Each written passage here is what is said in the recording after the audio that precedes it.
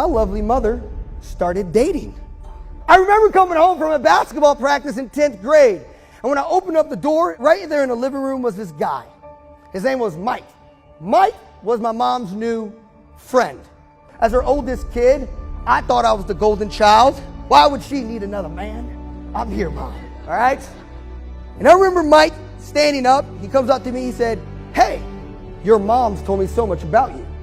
Now I'm looking at Mike and I say, "She ain't told me anything about you." And so like any other boyfriend that she had, my goal was trying to make his life miserable so that they realize that this can't work. But instead of him giving in, he moved in.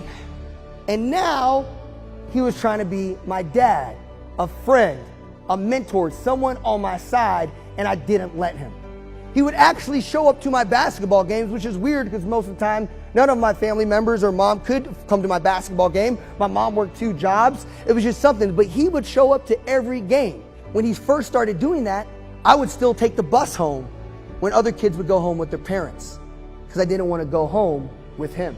He showed up to my away games, and I didn't play a lot, all right? My position on the basketball team was water guard, all right? So at the end of the bench, right next to the water, and he would show up, and he would always bring a camera. Mike worked in our small town in a factory where most people worked. But Mike's dream job was to be a photographer. Not just a photographer, but a photographer for the Dallas Cowboys. But instead of taking a picture of the Dallas Cowboys, he had to take pictures of me. And he would take pictures of me even though I didn't ask him to be there. And after every game, he would print me pictures of the little time I played basketball. And it was at that point where I started letting him into my life. Now fast forwarding to when I had my ACT my junior year. One of those days on my basketball games, we were driving back like every other away game, long Texas road with long conversation. And I remember being a brat. I remember being a brat to him. And I remember looking at his camera and saying, "Why do you care about this camera? It's not your real job."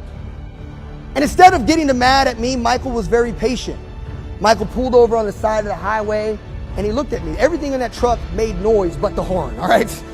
And he parked the truck and he looked at me and he said, "Son, I know you're upset about that ACT score, but I want you to understand something.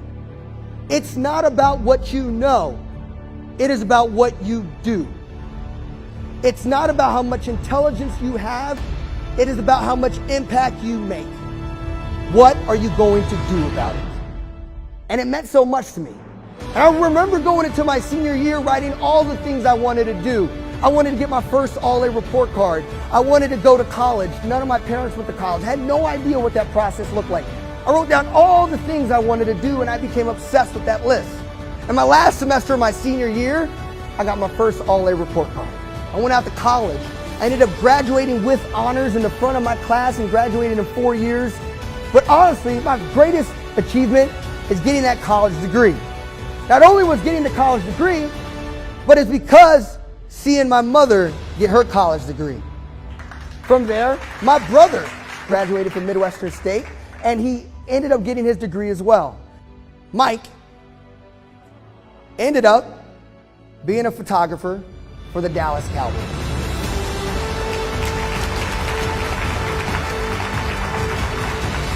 What's amazing about this picture and the times that I saw Michael before any of my accomplishments, this was the first man I've seen woman achieve his dreams. And it was so amazing to see that people can actually achieve their dreams. But the reason why you don't see Mike in any of our graduation photos, it's not because he was taking a photo. It was because at a young age of 47 years old, when I was a sophomore in college, I get a call from my mom that Mike is in the hospital and he passed away. And that is when I realized all the things I achieved was based off of the motivation of time and that time I had with Michael. And it wouldn't be without that moment in my life that I had to go that low to realize how sweet time is. Michael was my friend, my mentor, and the person I saw turn a dream into reality.